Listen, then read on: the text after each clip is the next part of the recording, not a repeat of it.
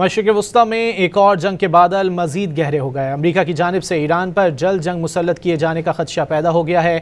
امریکی دفاعی حکام نے کئی ہفتے طویل جنگ کے لیے تیاریاں جاری ہونے کا دعویٰ کر دیا۔ رائٹرز سے بات کرتے ہوئے امریکی دفاعی حکام نے باور کرایا کہ صدر ڈونلڈ ٹرمپ کا حکم ملتے ہی پہلے سے زیادہ شدت سے کارروائی کی جائے گی۔ امریکہ اس بار ایران کا صرف جوہری انفراسٹرکچر ہی نہیں بلکہ اسٹیٹ اور سیکیورٹی تنصیبات کو بھی نشانہ بنائے گا۔ دوسری جانب پاسداران انقلاب کا کہنا ہے کہ امریکہ نے حملہ کیا تو کسی بھی امریکی فوجی اڈے کو نشانہ بنایا جائے گا۔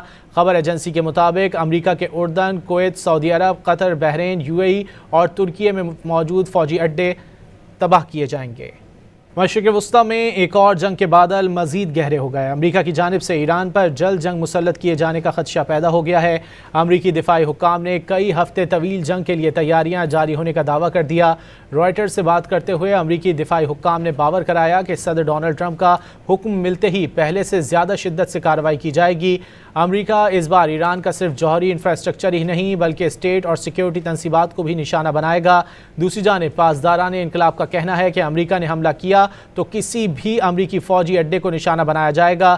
خبر ایجنسی کے مطابق امریکہ کے اردن، کویت، سعودی عرب، قطر، بحرین، UAE اور ترکیے میں موجود فوجی اڈے تباہ کیے جائیں گے۔